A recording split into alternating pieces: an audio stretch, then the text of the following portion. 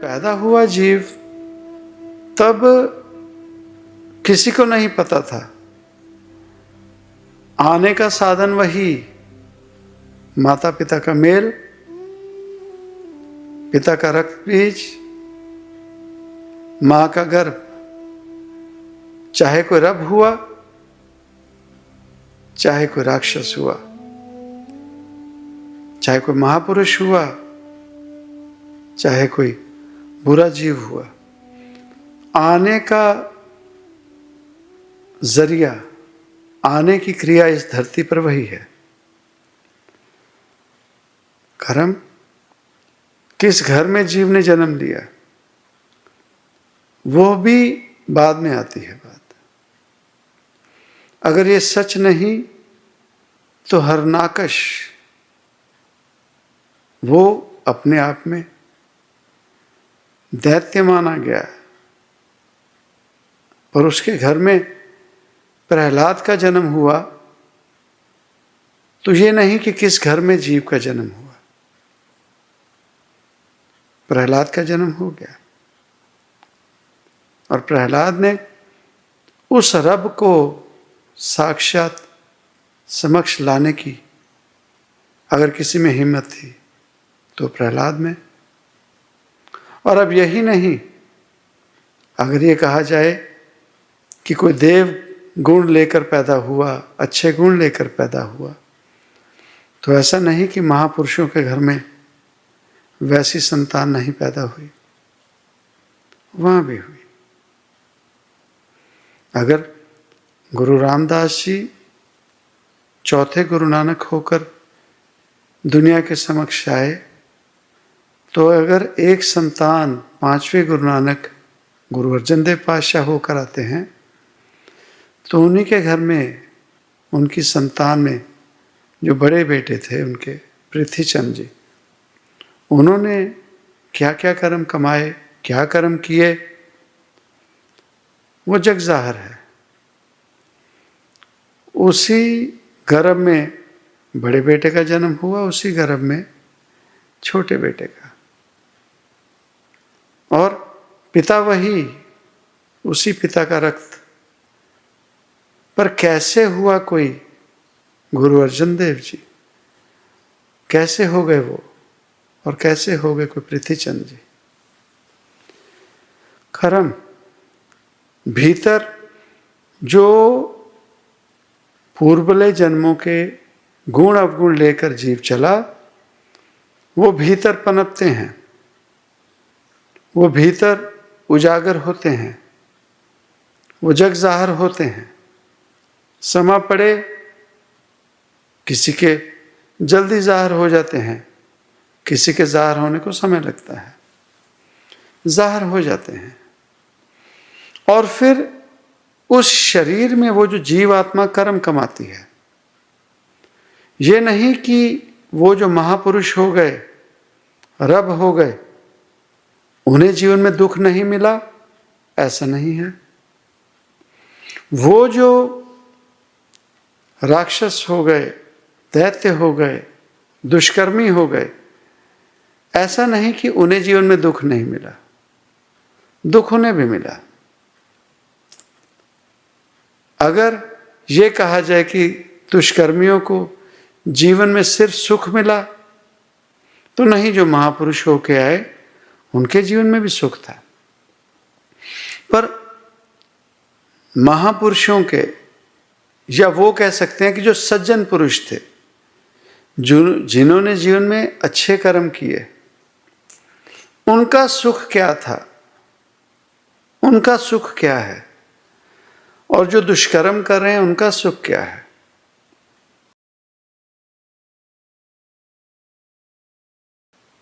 अब एक वो जीव है जो मदिरा, दारू का नशा करता है, और एक वो है जो नाम सुमिरन में विलीन है, वो अपने नाम सुमिरन का नशा करता है। नशा दोनों का है। अब ये अगर कोई कहे कि मुझे सुमिरन करने से ज्यादा नशा मिलता है, तो वो जो दारू पीकर नशा करता है वो कहाँ मानेगा कि मुझे कम नशा होता है।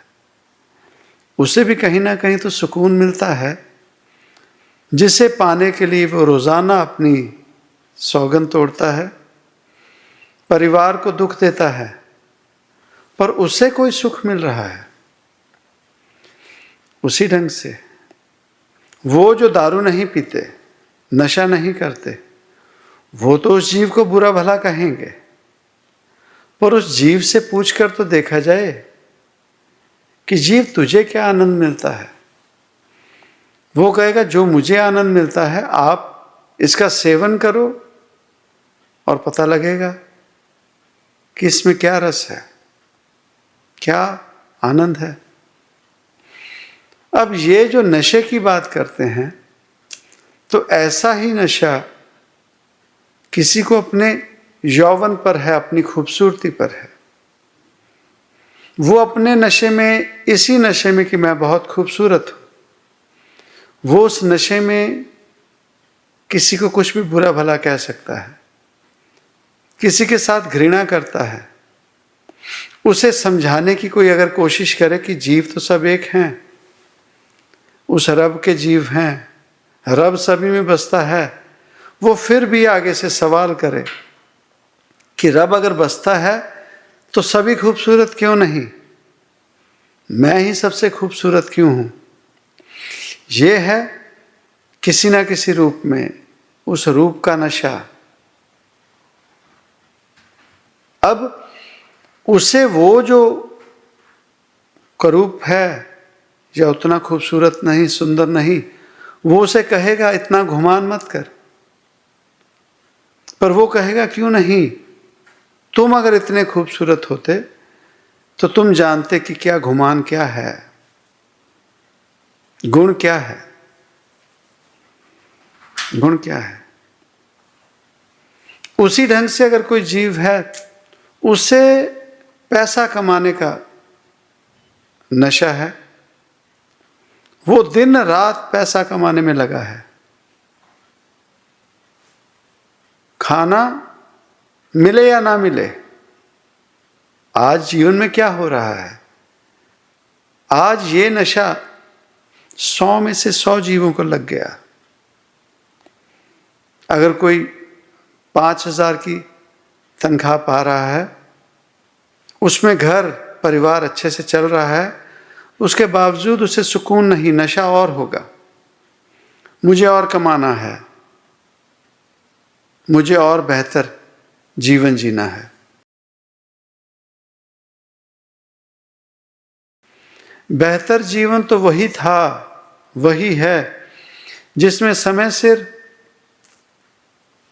जीव सो सके, समय सिर जाग सके, उस रब के लिए समा हो, परिवार के लिए समा हो, अपने खुद के लिए समा हो, अपना ढंग का खाना खाने के लिए समय हो, परिवार में बैठने का समय हो। रसमय सुकूनमय जीवन तो वही है, पर हम और की लालच में, आड़ में, वह जो ना समय सिर खाना खा रहे हैं, ना सुकून में सो रहे हैं, ना सुकून में जाग रहे हैं, ना उस रब के लिए समय, ना परिवार के लिए समय, ना खुद अपने लिए समय।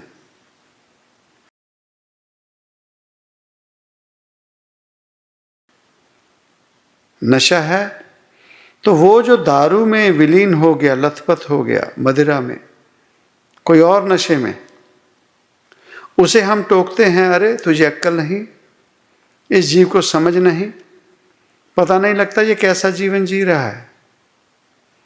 तो वो जो माया में पैसे के पीछे लगे हैं और ज़्यादा ज़मीन जायदाद बनाने में लगे हैं, उन खातों में, खातों को भरने में लगे हैं, या वो बैंकों में भर दिया। कोई खुश होता है अपना अकाउंट देकर, $1,00,000 मेरे अकाउंट में पड़ा है, पर वो उसकी वर्तों नहीं कर पा रहा, पड़ा है जिसे बैंक वाले यूज कर रहे हैं, पड़ा है। घर में अगर तिजोरी बना कर रखी है, तिजोरी भर कर रखी है, उसमें पड़ा है, उसी तिजोरी में घर के कागजात भी पड़े हैं, जमीन जायदाद के कागजात भी पड़े हैं, वो भी कागज है, वो माया भी कागज है। पड़ा है, उसे सिर्फ देखकर जीव सुकून ले रहा है। किसी को कोई मदद मांग ले, मदद करने की इच्छा नहीं होगी। एक सुकून है कि मेरे लिए ये पड़ा है।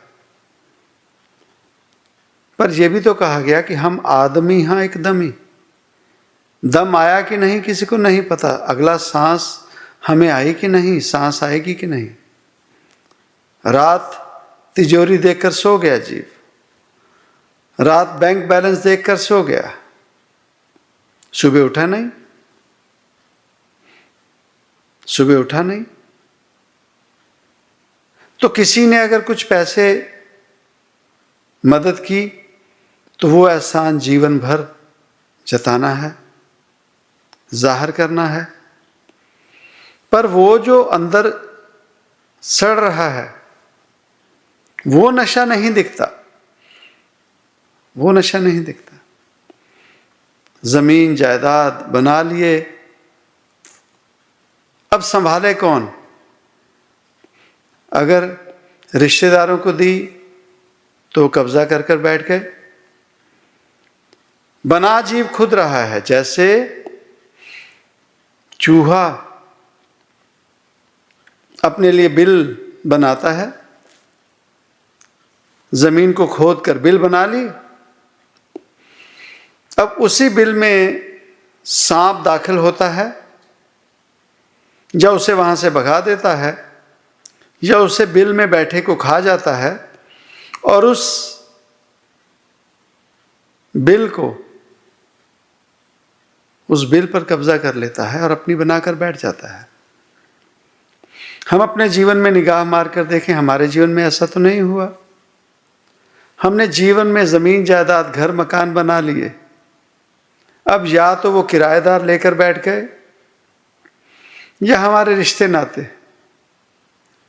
पर वो जो नशे में विलीन है उसे हम बुरा भला कहते हैं, पर जीवन में हमने अपने निगाह मारकर देखी कि ये जो नशा है जमीन जायदाद का, ये क्या सही है?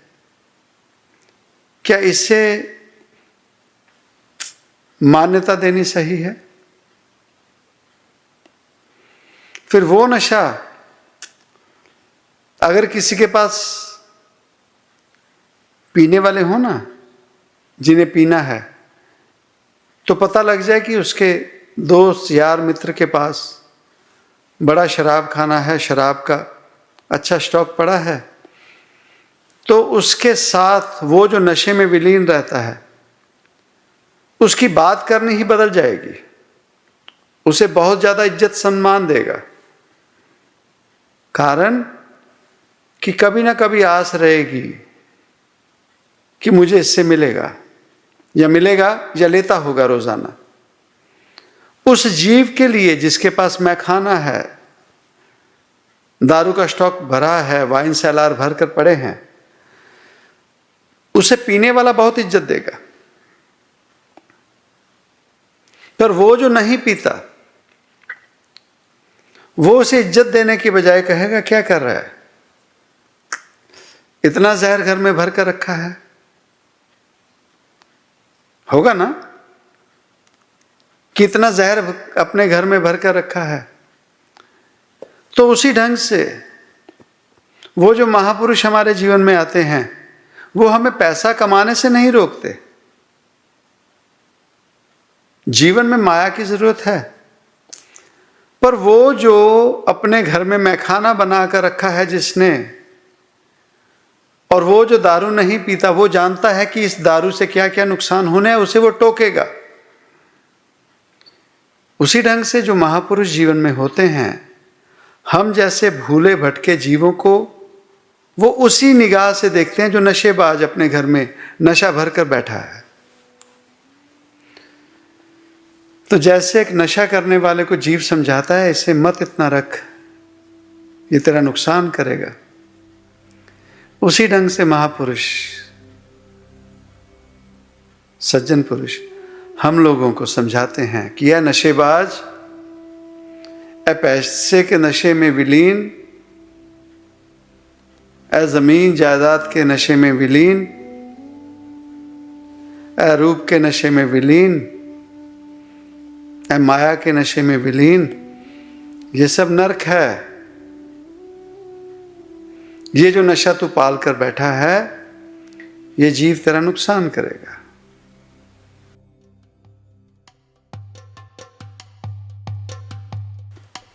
आज तो हमें सिर्फ इस बात का रोना है कि अरे कोरोना हो गया, कब खत्म हो, हम पैसा कमाएं, अपना जीवन सुखमय करें। इन हालातों तक इंसानियत क्यों पहुंची?